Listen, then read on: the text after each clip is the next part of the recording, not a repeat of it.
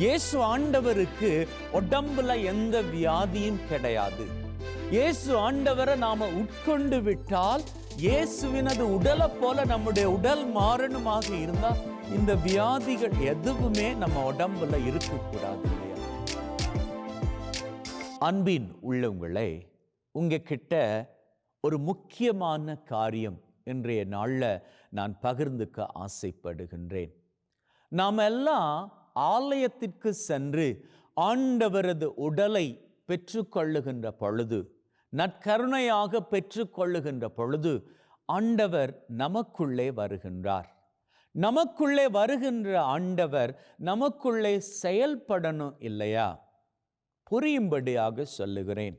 இப்போ நமக்கெல்லாம் ஜலதோஷம் அப்படின்னு வச்சுப்போம், அல்லது ஜுரம் அப்படின்னு வச்சுப்போம்.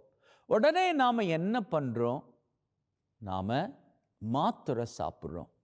அந்த மாத்திரை நமக்குள்ள போனதும் என்ன பண்ணிக்குது? அதனுடைய சக்தியை வெளிப்படுத்துது, அதனுடைய திறமையை அது காண்பிக்குது, அதனுடைய செயல்பாட்டை அது ஆரம்பிக்குது. உடலுக்குள்ள போகக்கூடிய மாத்திரை என்ன பண்ணுது? நம்முடைய ஜலதோஷத்தையோ அல்லது நம்முடைய ஜுரத்தையோ அது சுகப்படுத்துது. இப்போ இப்படி சுகம் பெறுவதற்கு என்ன காரணம் அப்படின்னா, அதற்கான காரணம் நாம் எடுத்துக்கிட்ட மாத்திரை. அப்போ மாத்திரையினுடைய சக்தி நமக்குள்ள போனதும் நம்முடைய சக்தியை அது தனக்குள்ளாக அடக்கி நம்மை தன்வசப்படுத்திடுது. இன்னும் புரியும்படியாக சொல்ல போனா, ஒரு மது பிரியர் அப்படின்னு வச்சுக்கோங்க. அவர் என்ன பண்றாரு? ஒரு பாட்டில்ல இருக்கிற மதுவை திறந்து குடிக்கிறாரு. அது வரைக்கும் நார்மலாக இருந்தவர் இப்போ அந்த மதுவை குடிச்சதற்கு அப்புறமாக எப்படி மாறிடுறாரு? ஆட்டம் பாட்டம் கொண்டாட்டம், வாய் புலம்புறது அப்படின்னு அந்த மதுவினுடைய தாக்கத்தினால் அவர் பாதிக்கப்பட்டு அந்த மது அதனுடைய சக்தி அதனுடைய செயல்பாட்டுக்கிணங்க தானும் மாறிவிடுகின்றார். இவற்றையெல்லாம் ஏன் நான் உங்களுக்கு சொல்றேன் அப்படின்னா, எப்போ ஆண்டவரது உடல் நமக்குள்ள போகிறதோ நம்முடைய உடல் அவருடைய உடலாக மாறிவிடுகின்றது. இன்னும் தெளிவாக சொல்ல போனால், இயேசு ஆண்டவர்கிட்ட பொறாமை கிடையாது, எரிச்சல் கிடையாது, வன்மம் கிடையாது. மாறாக அவர்கிட்ட அன்பு, நேசம், இரக்கம், மன்னிப்பு, இப்படி நன்மையான காரியங்கள் மாத்திரமே இருக்கின்றன. அப்படின்னா அந்த நன்மையின் காரியங்கள் எல்லாம் நமக்குள்ளேயும் வந்துடணும் இல்லையா? ஏன் அப்படி வருவது இல்லை? இயேசு ஆண்டவருக்கு உடம்புல எந்த வியாதியும் கிடையாது. இயேசு ஆண்டவரை நாம உட்கொண்டு விட்டால் இயேசுவினது உடலை போல நம்முடைய உடல் மாறணுமாக இருந்தா இந்த வியாதிகள் எதுவுமே நம்ம உடம்புல இருக்கக்கூடாது இல்லையா? இருந்தாலும் அவரை உட்கொண்டதன் பிறகும் கூட நமக்குள் ஏன் இந்த வியாதிகள் வந்து கொள்ளுகின்றன? ரொம்ப சிம்பிள். எதனால் அப்படின்னா, நம்முடைய உள்ளத்தில் இருக்கக்கூடிய தீமையான எண்ணங்களை, தீமையான சிந்தனைகளை நாம தூக்கி எறியாத வரைக்கும் இயேசு ஆண்டவர் நமக்குள்ள சென்றாலும் அவர் செயல்பட மாட்டார். என்னதான் மாத்திரை எடுத்தாலும் நமக்கு ஜலதோஷம் குறையணும் அப்படின்னு சொன்னா நாம தண்ணியில போய் விளையாடுறத நிறுத்தணும்.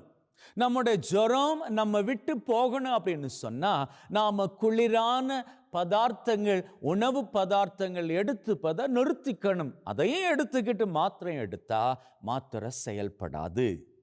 அதுபோலதான் நம்முடைய உள்ளத்தில் இருக்கக்கூடிய தீமையான காரியங்களை, வன்மம் நிறைந்த எண்ணங்களை நாம தூக்கி போடாது போனால், இயேசு ஆண்டவர் உள்ளே போனாலும் அவர் செயல்பட முடியாம நாம தடுத்து நிறுத்தி அவரை நமக்குள்ளாகவே மழுங்கடித்து விடுவோம். இதை இன்னும் ஆழமாக புரியும்படி இன்னைக்கு நாம வாசிச்ச நற்செய்தி மூலமாக உங்களுக்கு நான் எடுத்து காண்பிக்க பிரியப்படுகின்றேன். இயேசு ஆண்டவர் அப்பத்துண்டை பிய்த்து யார் கையில கொடுக்கிறாரு? யூதாஸ் இஸ்காரியோத்து கையில கொடுக்கிறாரு. கொடுத்ததும் அவன் என்ன பண்றான்? அந்த அப்பத்துண்டை தன்னுடைய வாயில போட்டு சாப்பிடுறான். சாப்பிட்டதற்கு அப்புறமாக வேதம் தெளிவாக சொல்லுகிறது, அவன் அப்பத்துண்டை பெற்றுக்கொண்ட உடனே சாத்தான் அவனுக்குள் நுழைந்தான். இதை இன்னும் ஆழமாக சொல்ல போனா, நாம சர்ச்சில் ஆலயத்தில் நற்கருணை உட்கொண்டால் மாத்திரம் நம்ம உள்ள இருக்கக்கூடிய பிசாசு நம்ம விட்டு போயிடுவான் அப்படின்னு கேரண்டி கிடையாது. உங்க எல்லாருக்குள்ளே பிசாசு இருக்கிறான் அப்படின்னு நான் சொல்ல வரல. பிசாசினுடைய சிந்தனைகள், குரோதம், வஞ்சம், எரிச்சல், பொறாமை, இவையெல்லாம் பிசாசு நமக்குள் தந்து வைத்திருக்கக்கூடிய விதைகள். அந்த விதைகள் முளைத்து வருவதும் மழுங்கி செத்து போவதும் அவரவர் மனங்களில் தான் இருக்கிறது. பிசாசு அன்னைக்கு யூதாஸின் உள்ளத்தில் புகுந்து கொண்டான் அப்படின்னா, அதுவரைக்கும் அவனுக்குள்ளாக பிசாசின் எண்ணங்கள் இருக்கல்ல.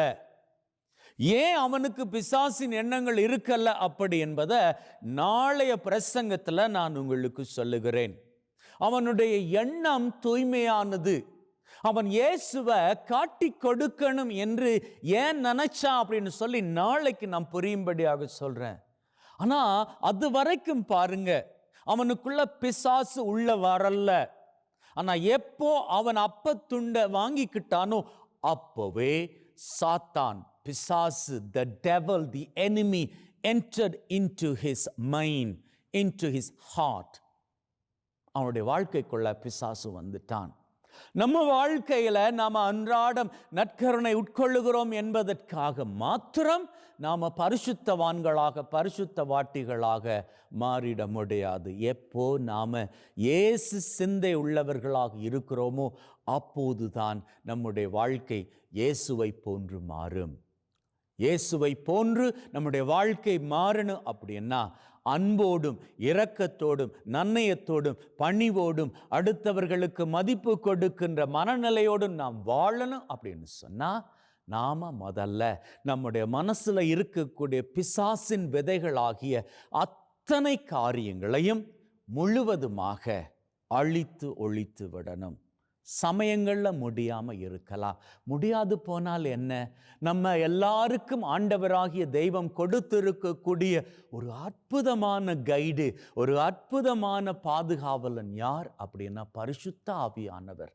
அவர்கிட்ட நீங்கள் எதை கேட்டும் அவர் இல்லை அப்படின்னு சொல்லுகிறவரே கிடையாது. அவர்கிட்ட கேளுங்க, ஞானத்தை கேளுங்க, விவேகத்தை கேளுங்க, அவர்கிட்ட கேளுங்க. என்னால் இந்த காரியத்தை பண்ண முடியாமல் இருக்குது, ஏன்னா நான் எவ்வளவோ ட்ரை பண்ணுறேன், இந்த கெட்ட பழக்கத்தில் இருந்து வெளிவரணும் அப்படின்னு என்னால் முடியலை, நீங்கள் எனக்கு உதவி செய்யுங்க அப்படின்னு நீங்கள் கேட்டு பாருங்க.